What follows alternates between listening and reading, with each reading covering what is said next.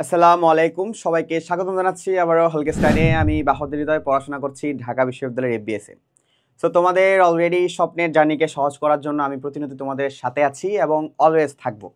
এখন আসো আমরা আজকে কিছু হিডেন প্রো টিপস নিয়ে আলোচনা করব, যেগুলো তোমাকে ঢাকা বিশ্ববিদ্যালয়ের এফবিএসে চান্স পাওয়ার জন্য হেল্প করবে। ফার্স্ট অফ অল আসো আমরা smart question elimination. Smart question elimination বলতে বোঝাচ্ছি আমরা যখন অলরেডি প্রিপারেশন যেহেতু স্টার্ট করেছি, আমাদের ঢাকা বিশ্ববিদ্যালয়ের কোশ্চেন প্যাটার্নটা না এমনই হয়। ধরো 70% কোশ্চেন থাকবে কমন, খুবই common.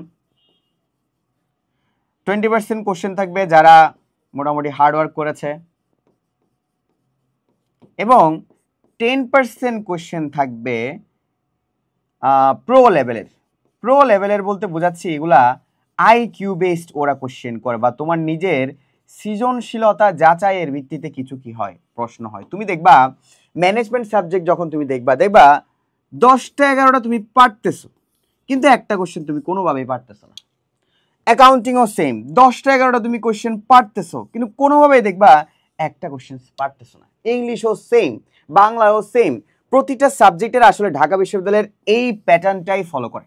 Believe me or not, তুমি নিজেই এই প্যাটার্নের মধ্যে যদি থাকতে পারো তাহলে তুমি ঢাকা বিশ্ববিদ্যালয়ে চান্স পাওয়া। কেন বলি, এই প্যাটার্নটা তুমি যদি বুঝে ফেলো যে ঢাকা বিশ্ববিদ্যালয় কোন স্টাইলে ফলো করে, তাহলে যেটা যদি বুঝতে পারে, এটা তো অলরেডি অনেকেই জানেই না, এটা আমি তোমাদের সাথে শেয়ার করলাম, কারণ প্রত্যেকটা বছর কোশ্চেন প্যাটার্নটা এমনই হয়। সো আমরা অনেক সময় কোশ্চেনের যখন পড়ি, কোশ্চেন পড়ার সময় আমাদের কিছু বিষয় মাথায় রাখতে হবে। কিছু বিষয় হচ্ছে কি, ফার্স্ট অফ অল আমরা নেগেটিভ জিনিসগুলো বাদ দিয়ে দিব। নেগেটিভ জিনিস বলতে আমরা যখন যেটা হবে না, যেটার সাথে রিলেভেন্ট না, ওই জিনিসটা যখন আমরা বাদ দিব, তাহলে আমার অপশন খালি থেকে যাবে। অপশন হয়তো আমার 3টা বা 2টা বাদ হয়ে যাচ্ছে, তার মানে যেটা বাকি থাকছে ওটা আমার অ্যান্সার হচ্ছে। তারপর 50% তুমি শিওর হয়ে যাচ্ছ, ঠিক আছে। তার মানে আমি যখন নেগেটিভ ইস্যুগুলো যখন বাদ দেবো, বা নেগেটিভ অপশনগুলো যখন বাদ দিয়ে দেবো, তখন আমার চান্স বেড়ে যাচ্ছে রাইট অ্যান্সার করার। আবার অনেক সময় আমরা দেখি ঢাকা বিশ্ববিদ্যালয়ে কোশ্চেন যখন করে, ঠিক সেখানের মধ্যে কিছু ক্লু থাকে। এই ক্লু দিয়েই তুমি অনেক সময় এই যে 10% কোশ্চেনগুলো আছে না, এগুলো তুমি সলভ করতে পারবা। এই 10% কোশ্চেনগুলো কিন্তু সবাই সলভ করতে পারে না, টু বি অনেস্ট। এই 10% কোশ্চেনগুলো সবাই সলভ করতে পারে না। হ্যাঁ, এটা তুমি হার্ডওয়ার্ক করে আয়ত্ত করতে পারবা, কিন্তু এটা আয়ত্ত করতে পারবে না। এটার জন্য কিছু টিপস আছে, কিছু ট্রিক্স আছে। এই যে ট্রিকগুলো, কিছু ক্লু দেখবা, আগে পিছিয়ে মাঝখানে কিছু ক্লু থাকবে। আর ঢাকা বিশ্ববিদ্যালয়ে যদি ম্যানেজমেন্টের কোশ্চেন যদি খেয়াল করো, দেখবা কোশ্চেনের শেষে না, নয়, নেই, এই টাইপের কোশ্চেন এসেছে তোমার 22 এবং 23 সেশনে প্রায় 4টা।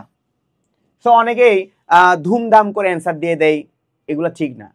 কোশ্চেন্সটা পড়বা, কোশ্চেন্সটা পড়ে অ্যান্সারটা করার ট্রাই করবে। এতে তোমার কোশ্চেন অ্যান্সারের ক্যাপাবিলিটি বা তোমার রাইট অ্যান্সার হওয়ার ক্যাপাবিলিটি অনেক বেড়ে যাবে, হাই চান্স হয়ে যাবে, ঠিক আছে। এরপর হচ্ছে 3 লেভেল রিভিশন রাখবা। এই 3 লেভেল রিভিশন বলতে বোঝাচ্ছি আমি অ্যাকচুয়ালি, তোমরা একটা রিভিশনের সাইকেল বানাবা। সাইকেল বলতে লাস্ট 24 ঘন্টায় আমি যা পড়েছি সেটা একটা রিভিশন, লাস্ট 7 দিনে আমি যা পড়েছি সেটা একটা রিভিশন, লাস্ট 1 মাসে আমি যা পড়েছি সেটা একটা রিভিশন। এভাবে 3টা লেভেল বানাবা। 3টা লেভেল বানানোর পরে তোমার রিভিশন সাইকেলটা খুব বেশি ইফেক্টিভ হয়ে যাবে।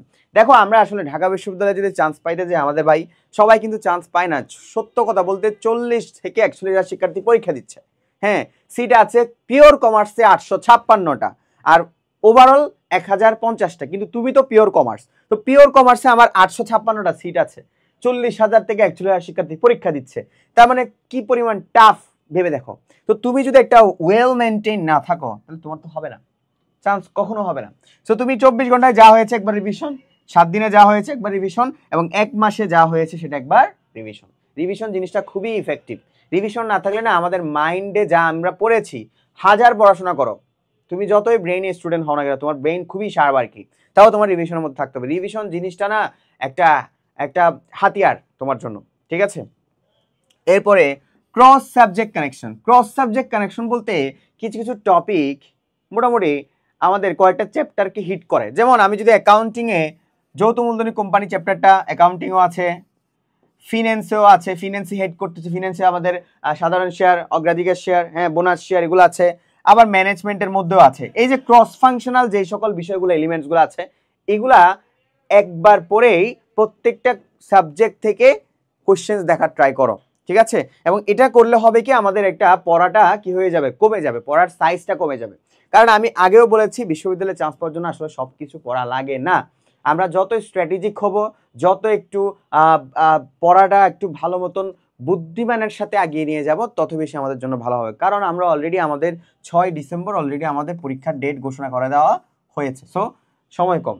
আর এই প্রত্যেকটা জিনিস যদি তুমি একদম আরো এফিসিয়েন্টলি কোনো জায়গায় দৌড়োদৌড়ি হুড়োহুড়ি offline coaching hand coaching ten coaching না করে, লাইভ কোচিং না করে, নিজে বাসায় বসে সুন্দর মতন খাতা কলম নিয়ে সুন্দর মতন রেকর্ড কোর্সে ঢুকে যাও। এই রেকর্ড কোর্সটা হচ্ছে কি ডিউস ইউনিট চ্যাম্পিয়ন ব্যাচ, যেখানে ঢাকা বিশ্ববিদ্যালয়ের শিক্ষার্থীরাই প্রত্যেকটা সাবজেক্টের ক্লাস নিয়েছে, বাংলা, ইংরেজি, অ্যাকাউন্টিং, ম্যানেজমেন্ট, ফাইন্যান্স, মার্কেটিং।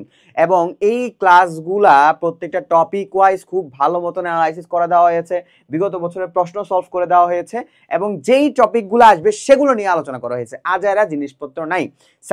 তাই ভেবে দেখো, তোমারই সিদ্ধান্ত, তোমারই লাইফ, তোমারই ঢাকা বিশ্ববিদ্যালয় বেসের স্বপ্ন। সো কোর্সে ভর্তি হওয়ার জন্য এখনই ভিজিট করো হালকেস্টানের ওয়েবসাইট।